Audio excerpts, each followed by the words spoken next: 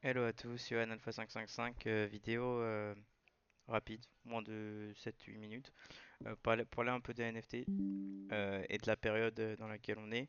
Donc pour faire assez rapidement une revue du marché, je pense que on a bien assez vu, on le vit assez bien dans nos portefeuilles. Euh, et moi personnellement, dans ces genres de moments, j'aime trouver des opportunités, j'aime bien trouver des petites perles qui sont encore sous-estimées par rapport à ce qu'elles sont vraiment. Donc en termes de floor price, c'est justement ça un trader, hein. Surtout quelqu'un qui fait ça toute la journée, il trade quoi. Et trader c'est échanger au final. Donc il va acheter, il va revendre, il va acheter, il va revendre. Donc je trouve que c'est ça que je dois faire en tout cas en tant que personne full crypto. Je pense qu'il y a beaucoup de choses qui sont sous-estimées à ce stade. Donc je suis allé creuser un petit peu, j'ai décidé que voilà, mes blockchains NFT ça allait être ETH, ça allait être Berachain et j'irai pas plus loin je pense. En tout cas voilà, je vais juste présenter un petit peu les opportunités qu'on avait déjà pour commencer. Vous connaissez déjà mes convictions mais je fais une vidéo pour expliquer un peu là-dessus. Comme il a dit, c'est un des seuls projets qui a vraiment survécu au bear, qui a même pump pendant le bear, qui est monté énormément. En termes de NFT, je trouve ça très intéressant. La communauté accès très dégène.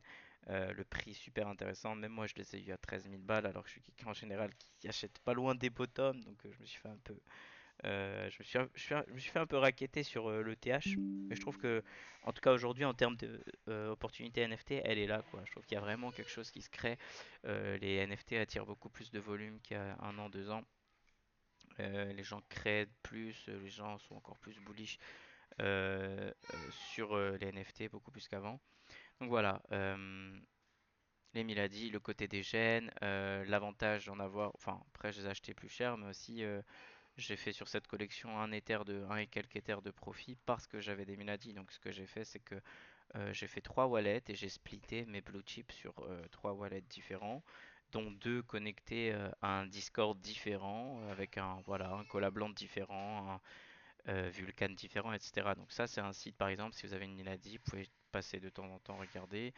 Sinon, si vous voulez repencher NFT, vous avez Catchmint pour voir un petit peu ce qui est en trending, etc. Il y a 3 heures sur ETH, il y a 8 à 6 heures, 12 heures, etc. On connaît ça déjà. Donc je trouve que c'est intéressant de se remettre un peu dans le bain à ce côté parce que on va encore avoir d'autres collections qui vont apparaître et qui vont fly et je pense que les opportunités restent là, en tout cas si vous avez le temps de faire ça. Donc il a dit voilà, le fait de holder, la commune le culte, c'est un culte, hein. Un des seuls qui a tenu et même tweeté par Elon Musk, même il y a 3 ans, même holdé par Vitalik, mis en PFP par Vitalik, ça peut être fou. Après, vu l'effet levier avec le TH, donc on prend un peu cher, mais je trouve que là le point est intéressant. Pudgy, en deuxième, ça c'est surtout Sam qui m'a chauffé. Je pense qu'il y a beaucoup d'airdrops encore qui sont à venir si on vient à rebondir sur le marché, en tout cas j'espère. Euh, dans ce cas-là, aujourd'hui, 4 avril est une super bonne opportunité d'achat. À mon avis, si on vient rebondir, je pense qu'il y a pas mal de choses qui ont assez chuté. Ça pourrait aller peut-être un peu plus bas, mais l'opportunité reste très bien. Selon moi, je pense que voilà, vu qu'il y a le rebond des NFT, vu que le marché dump bien, et vu que voilà, ça nous laisse un petit peu un point d'interrogation, est-ce qu'on va repartir, est-ce qu'on va retomber en récession? Étant bullish comme d'hab sur la crypto long terme, pour moi on va repartir et c'est pour ça que je regarde un petit peu ces opportunités de plus près. Donc pour moi Pudgy avec les airdrops à venir, Abstract, Monad, beaucoup d'autres airdrops qui vont pop d'un coup, des surprises, on n'est pas à l'abri, etc. Donc ça donnerait une certaine éligibilité. Le culte, un petit peu de Pudgy, je dirais pourquoi pas. C'est les seuls qui ont bulle dans Bear Market aussi. Donc moi, je suis quelqu'un qui va toujours push. Et j'adore les gens qui bullent dans Bear Market plutôt qu'ils viennent en bull run en coup de vent et qui se barrent. Donc comme ce qu'on a vu en 2021-2022 avec tous les projets NFT, Moonbird, Kevin Rose, etc. Enfin bref. Donc voilà, Pudgy pour l'aspect spéculatif en termes d'airdrop et aussi parce que je trouve que Lucanet fait un bon travail pour l'instant et qu'il n'y a pas de raison de paniquer pour l'instant et que l'entrée est assez intéressante en termes de charte. Donc la charte, vous pouvez la regarder, hein, ça c'est sur un mois, on est sur 9,5, 10, ça fait plus d'un mois, ça tient plutôt bien. En termes de risk reward, on est pas mal aussi sur Pudgy et aussi sur Milady. Euh, la troisième c'est pas Steady, c'est Bitbeer. Bera Chain, donc vous savez déjà que je suis bullish dessus. Et justement parce que voilà, c'est un truc qui build aussi depuis le beer pendant plus de 3 ans, qui a vraiment... les gens ils ont vraiment investi sur cette blockchain pour la build pendant toutes ces années. Et en plus de ça, on avait la collection OG qui faisait que monter, monter, monter, monter jusqu'à arriver à des prix exubérants.